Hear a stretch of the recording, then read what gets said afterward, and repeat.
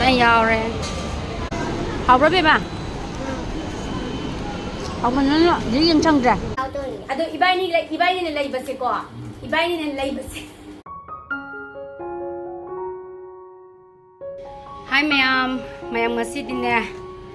Sana pi Sunday zu suti zu ay banina ngasi di summer gi firon khra yeng oge to aduna sum summer gi su oi ba pochei khra su yeng ge chana thakna ba adegi set na sana ba khra chalu hi ge ma'am.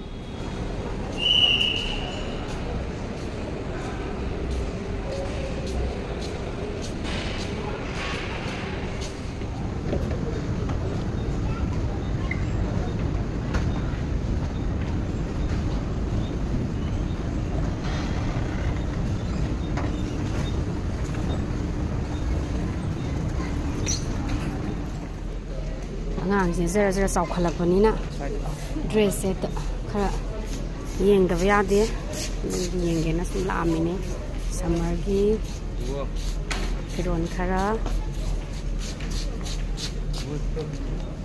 ai chan pi je dress set lam bi ona waina je dress na ai man na si dress set bi ona hai ba set pi ra bani am chatning ba da ma je school sum chat pan chat pa phang dare ba just stay like that, okay? Video, okay?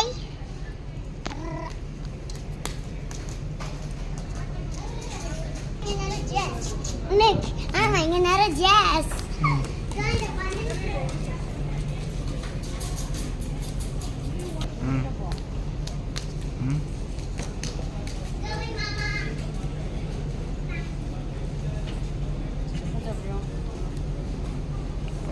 어디 싸우라. Sidinya. Cặp bây giờ này vợ. Anh để mà thùng cầm. Ama si tong cái đai là gì? Tong hành làm mình tụi mình lấy cái này. Ngày sau đến những ngày tàu làm mình. Đúng không ạ bà? Ở đây những ngầu đó nè. Mai bani rồi bị cái cổ là tụm lấy cái mi. Bani rồi bị số tàu rồi đó. Ha. Sắc xí cái. Tụi mình nung ngày si tong cái. Mình shopping một lần đi si tong cái gì nhá hay gì? Anh sao re class 1 ka re tung anu angang macha ma le ha bu ya de to mi friends ni kam tung de tu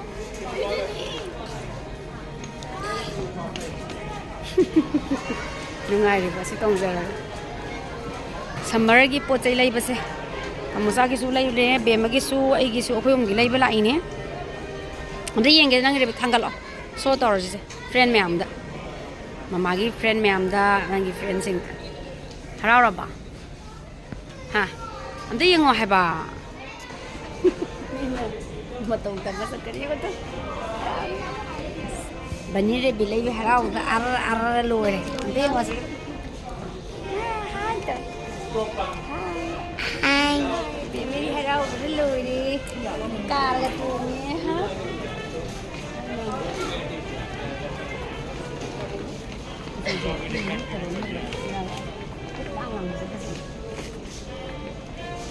Mai tong ma chung ta lam ge ko 아무로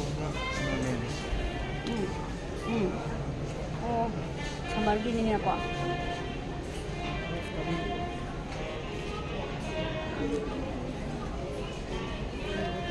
em chawe smart bazar de ne la ise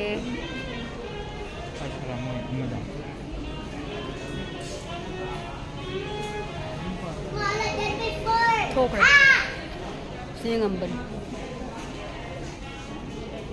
musico me nung sunwa do smart bazar sin zum phajana run to we ko sai si yo na de am nungai shopping la am bane do suma thang yeng mina si champi de si ma gi si kano se bingai to man ki dana si lai re pam jab do ma birthday su naksul e ko koi dre ko do birthday si yo to re do si han lai dio lai bir are happy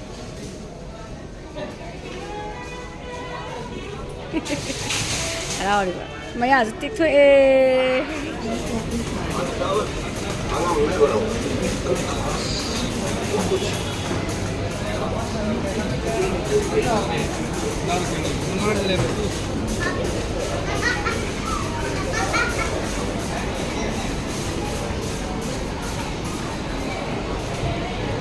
Mimosa gì nè, mimosa này. Hai famdoino changmam leirabo. How gi bro? How?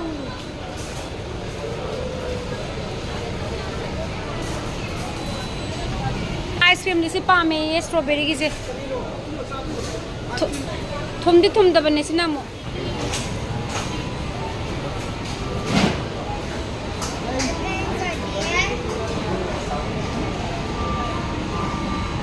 Bazar yaure. How was it properly the war? Zara pamona mamosa ninge have na tro. Mamosa do me ko jen jela di kai ja ja ya do ne baba charo.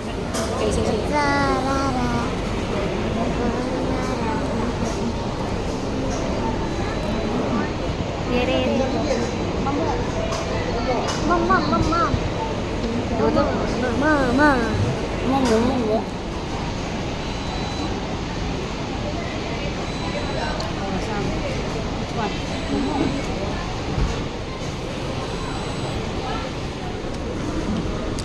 How bra? Masala khar kan da ba tam sa. Kan ma le ko. Masala tha wa kan ma. Anh dân được chứ? Làm hào trai. Pam giờ bên này nè. Mà mua jam pam gì mà. Biết như thế này. Chắc cân cần số bao nhiêu? Học rồi biết mà. Học mà nó dễ dàng chăng ra. Mà mi tập đi không ạ? Sao?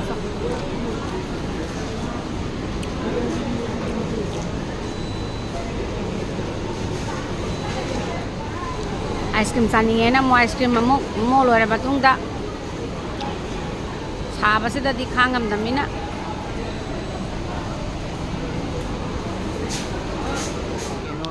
Ang doro, yang ngasih. hale ma ya wa abna slow re le ko do khara da sumi yang mina se ko handa ki samar ki se wa pa kitchen ki items khara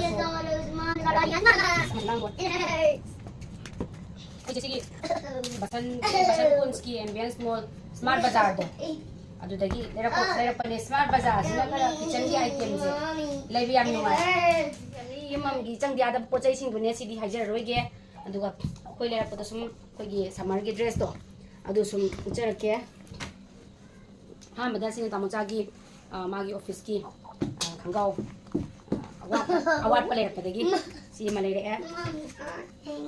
I know. Even though I love you, and I'm loving you too. Still biting us. Magi ganun ay tare. Kay format. Forman shot. Format sa. Hanggang yung ito. Sis malere may office kinida. Tama jok sila mina. Ko tanoy ba nung ay dadaba do yung balibo ko. Sila ire ko. Mommy, I'm hugging you. Happen. Tamo sa happen. My way. Gusto mo lang na bang nida. Yang nung ay PZ di. Ko smart bazaar se.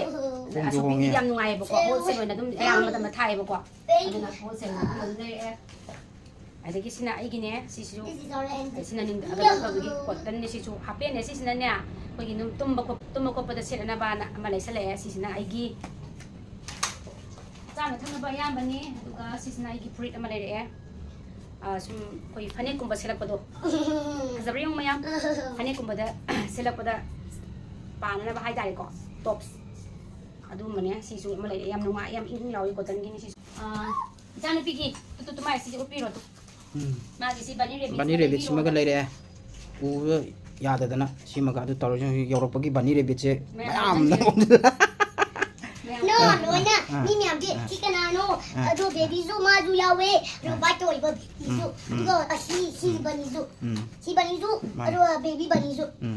Bato iba. Si lere si ana sum lai gi gi bagla pa sum pero pero hapa kat ningang pa adi di kata ya tapi kan condition ko malak kat na ba na si magalay am na si kra tog jare hagi ngang gi dress ni na ekta gong ekta lai basu yadam ni ko khra chaw ba khra pik pa sana sum yeng ak pani na sai ani um da su de pa yana be mong da su dum tang chaw bu su de ba sa ba na tap na pa su ngai ta na khra chaw ngat ta lai ro ko ni ba ko ado smai nei ma thang yeng minare se sum amai kamai to bonwa do be ma di ibai ni lai ba se ko ibai ni lai ba se mapana pam zum khan noi ni aina pam zum khan noi ni ko na yang thok re ado mayam tu the blue color gi aina pam je na khalak podo ꯑꯁꯦ ꯐꯨꯔꯤꯠꯁꯦ ꯂꯩꯔꯦ ꯑꯗꯨꯒ ꯃꯄꯥꯅ ꯈꯪꯒꯥꯎꯒꯤ ꯄꯦꯔꯦꯜꯁ ꯂꯩꯔꯦ ꯑꯍꯥꯟꯕꯅꯤ ꯍꯦ ꯏꯆꯥꯒꯤ ꯗ꯭ꯔꯦꯁꯁꯦ ꯀꯨꯔꯇꯥꯒꯤ ꯇꯥꯏꯞꯇ ꯑꯩꯅ ꯌꯥꯝ ꯄꯥꯝꯖꯕ ꯍꯥꯏꯇꯥꯔꯦ ꯀꯣꯇꯟꯁꯨ ꯑꯣꯏꯕꯁꯤꯗ ꯃꯆꯨꯁꯤꯁꯨ ꯌꯥꯝ ꯐꯖꯕꯁꯤꯗ ꯑꯗ ꯕꯦꯝꯃꯒꯤ ꯁꯤ ꯍꯥꯟꯅ ꯄꯤꯔꯦ ꯁꯤ ꯂꯩꯔꯦ ꯃꯊꯪꯗ ꯑꯃꯨꯛ ꯎꯠꯆꯔꯛꯀꯦꯀꯣ ꯃꯊꯪ ꯁꯨꯃꯥꯏꯅ ꯌꯥꯝ ꯄꯛꯆ ꯂꯩꯔꯝꯃꯦ ꯌꯥꯝꯅ ꯐꯖ ꯂꯩꯔꯝꯃꯦ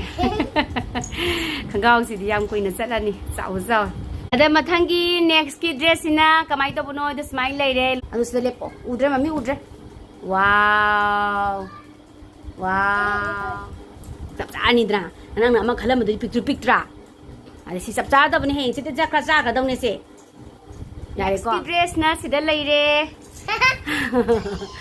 loina sana re isa ki dress loina pakzare ko dress idi wow pocket ka sidi nai re ai fazare next ki dress amu yeng minar se maya ja tang daneng yellow color ki ne sina na ko to haidau yeng ge happy wow yam fazare be magi dress to wow happy thare yare yam fazare sa yellow ma su to yam paksare sa di wah wah nasi di be magi numit tare be magi blog ne mayam handa ki last ki dress mayam yang minara se be magi shoes tagi nam bahorage wow be magi shoes yang ke sa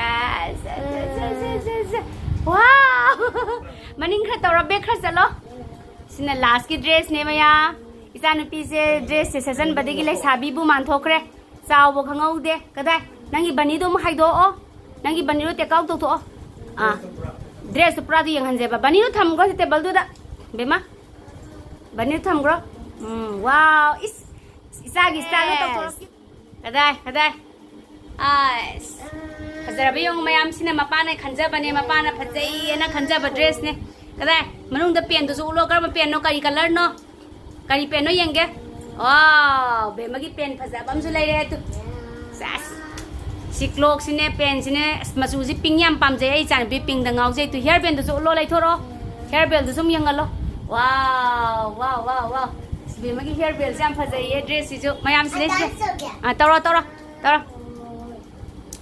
sa ge dress phaja te mayam comment da thambira mo I dance toro Isagi memory oina ba na sumai gi blog to oina hangja bane mayam na nusibiradi like amamam comment amam pibiro o subscribe to biro o ano bo changa ko singsu subscribe to biro o Mama ki stop to mayam ai suli la yenge yam nungaye summer gi na ko masu suji amna phajare pamjare masu ji amna kana tawjaba pamjaba do oire adi ismaina arang turang baga silit ta yam kuire haidi sum nong phadok su phane ka su pa yai dana ko phane ka su pa ba ya ba adagi dum akoi di sida ma pa lai bani na akoi di skirt kumba parallel gumba daga su pa ba ya ba na ai leijare sida leijare ke si kudang ismain to we ado amada mung yeng hanjara ke ko du sum na ma jara sina muk t-shirt ne t-shirt ki mong zulit ta basu koire makhan no phadok sulit ke na room da lai bagi tumba da sulit na bagi haidana sina mung lai jare sina sigisna t-shirt hai tare ko ing law yam ma chu chi chu duga lipasu yam na nungai le rame free oi bodo kar chaw ba free oi na sum room da lai bodo nungai na ba na si zima ga lai jare ma chu jam inge si lai re si mai na da smile le re ai gi happy kurta gi mong man baduna kudang na smile na sange quarter gi mong da elastic yawe ba aduga si smile lai re hai tare sini mayam summer gi sidi kitang chatok pada sakapna han manina kotan na ta dili pa nuai te boko aduna si ichere e du mayam sum mayam na I blog se nu si biduna mayam na so dum yeng diri ko ngasi so dum de to neng biyo aduga nuai ba awa ba ko thana bagi damakta tang dorsu ai pamjaru bagi blog se pamjabane bako semjabane ado khoi nupa na gadi dum ngamdradi hapunu ka dum haye ko ngamadi dum hapo na haya dum kai haidoi no pamjaru bagi tauri bane ai blog se ko ado sum matam sangi bako aina dum noi tawdoni na edit tawbo adagi amu ꯍꯥꯞꯇꯣ ꯍꯥꯞꯆꯤꯟ ꯇꯧꯕꯁꯨ ꯃꯇꯝꯗꯤ ꯌꯥꯝ ꯂꯧꯋꯦꯕꯀꯣ ꯑꯩꯁꯨ ꯌꯨꯝꯗꯨꯃ ꯄꯥꯜꯂꯤꯕꯅꯤꯅ ꯏꯆꯥꯁꯤꯃ ꯌꯥꯎꯕꯅꯤ나 ꯑꯗꯨꯝ ꯊꯕꯛ ꯏꯪꯈꯥꯡꯗꯤ ꯑꯗꯨꯝ ꯃꯣꯏꯕꯒꯤ ꯊꯕꯛꯇꯤ ꯑꯗꯨꯝ ꯆꯤꯜꯂꯦꯕꯀꯣ ꯌꯥꯗꯦꯕ ꯑꯗꯨꯕꯨ ꯁꯤꯁꯤꯃ ꯍꯥꯞꯍꯧꯔꯒꯗꯤ ꯑꯩꯁꯨ ꯋꯥꯈꯜꯁꯨ ꯅꯨꯡꯉꯥꯏ ꯑꯗꯨꯝ ꯍꯟꯖꯟꯖꯅ ꯏꯁꯥꯒꯤ ꯕ꯭ꯂꯣꯛꯅꯤ ꯍꯥꯏꯔꯒ ꯑꯗꯨꯝ ꯌꯦꯡꯖꯅꯤꯡꯕꯗꯣ ꯑꯗꯨ ꯃꯌꯥꯝꯅꯒ ꯁꯨꯝ ꯌꯦꯡꯕꯤꯔꯀꯥꯟꯗ ꯀꯃꯦꯟꯠꯀ ꯏꯕꯤꯔꯒ ꯁꯨꯝ ꯂꯥꯏꯛꯀ ꯇꯧꯕꯤꯔꯛꯄꯗꯣ ꯌꯥꯝ ꯅꯨꯡꯉꯥꯏꯖꯕꯗꯣ ꯑꯩꯉꯣꯟꯗ ꯁꯨꯝ ꯑꯩꯈꯣꯏꯒꯤ ꯃꯄꯥꯟ ꯂꯩꯕꯅꯤꯅ ꯑꯩꯈꯣꯏꯒꯤ ꯏꯔꯩꯆꯥꯁꯤꯡꯅꯒ ꯌꯦꯡꯕꯤꯔꯒ ꯃꯌꯥꯝꯅ ꯋꯥꯔꯤꯒ ꯁꯥꯕꯤꯔꯛꯄ ꯍꯪꯕꯤꯔꯛꯄꯁꯤꯁꯨ ꯌꯥꯝ ꯅꯨꯡꯉꯥꯏꯖꯩꯌꯦꯕꯀꯣ ꯑꯗꯨꯒꯤꯗꯃꯛꯇ ꯑꯩꯁꯦ ꯕ꯭ꯂꯣꯛꯁꯦ ꯁꯨꯝ ꯍꯥꯡꯖꯕꯅꯦ ꯕꯣꯔꯤꯡꯁꯨ ꯁꯨꯝ ꯃꯔꯛꯇ ꯑꯩꯈꯣꯏꯒꯤ ꯃꯄꯥꯟ ꯂꯩꯕꯅꯤꯅ ꯁꯨꯝ ꯇꯧꯐꯝ ꯈꯪꯗꯕ ꯀꯥꯟꯗꯁꯨ ꯕꯣꯔꯤꯡ ꯆꯥꯔꯛꯏꯕꯀꯣ ꯑꯗꯨ ꯁꯨꯃꯥꯏꯅ ꯇꯧꯔꯒ ꯑꯩ ꯕ꯭ꯂꯣꯛꯁꯦ ꯍꯥꯡꯖꯈꯤꯕꯅꯦ ꯄꯥꯝꯖꯔꯨꯕꯒꯤ ꯍꯥꯏꯇꯥꯔꯦꯀꯣ ꯃꯌꯥꯝ ꯑꯗꯣ ꯑꯗꯨꯝ ꯃꯌꯥꯝꯅ ꯅꯨꯡꯁꯤꯕꯤꯗꯨꯅ ꯂꯥꯏꯛ ꯀꯃꯦꯟ ꯁꯕꯁꯀ꯭ꯔꯥꯏꯕ ꯇꯧꯕꯤꯔꯛꯑꯣ ꯐꯖꯅ ꯑꯗꯨꯝ ꯑꯅꯧꯕ ꯆꯪꯉꯛꯄꯈꯩꯁꯨ ꯑꯗꯨꯝ ꯇꯧꯕꯤꯔꯛꯑꯣ ꯑꯗꯨꯝ ꯍꯥꯏꯗꯤ ꯑꯄꯥꯝ ꯄꯥꯝꯗ ꯅꯨꯡꯉꯥꯏꯕ ꯅꯨꯡꯉꯥꯏꯇꯕ ꯑꯗꯨꯝ ꯀꯩꯅꯣ ꯇꯧ ꯍꯥꯏꯗꯤ ꯁꯤꯌꯔ ꯇꯧꯅꯁꯦ ꯀꯃꯦꯟ ꯄꯤꯕꯤꯔꯛꯑꯣꯀꯣ ꯑꯗꯣ ꯍꯩꯕꯗꯤ ꯅꯠꯇꯦꯕꯀꯣ ꯁꯨꯝ ꯅꯨꯡꯉꯥꯏꯖꯕꯒꯤ ꯍꯥꯡꯕꯅꯦ ꯑꯩꯒꯤ ꯕ꯭ꯂꯣꯛꯁꯦ ꯏꯆꯥꯒꯤ ꯃꯤꯡꯗ ꯑꯗꯨꯝ ꯍꯥꯡꯖꯕꯅꯦ ꯑꯗꯨꯅꯦ ꯃꯌꯥꯝ ꯑꯗꯣ ꯉꯁꯤꯒꯤ ꯕ꯭ꯂꯣꯛꯁꯤꯗꯤ ꯁ꯭ꯋꯥꯏꯗ ꯂꯣꯏꯁꯤꯟꯖꯔꯒꯦ ꯃꯊꯪꯒꯤ ꯕ꯭ꯂꯣꯛꯇ ꯑꯃꯨꯛ ꯀꯔꯤꯅꯣ ꯍꯥꯏꯕꯗꯣ ꯃꯌꯥꯝ ꯌꯦꯡꯃꯤꯟꯅꯔꯁꯦ ꯃꯊꯪꯒꯤ ꯕ꯭ꯂꯣꯛꯇꯣ ꯑꯗꯨꯝ ꯅꯨꯡꯉꯥꯏꯕ ꯐꯖꯕ ꯑꯗꯨꯝ ꯄꯨꯗꯨꯅ ꯂꯥꯛꯆꯒꯦ ꯁ꯭ꯋꯥꯏꯗ ꯂꯣꯏꯁꯤꯟꯖꯔꯒꯦ ꯉꯁꯤꯒꯤ ꯑꯣꯏꯅꯗꯤ ꯃꯌꯥꯝꯗ ꯕꯥꯏ ꯕꯥꯏ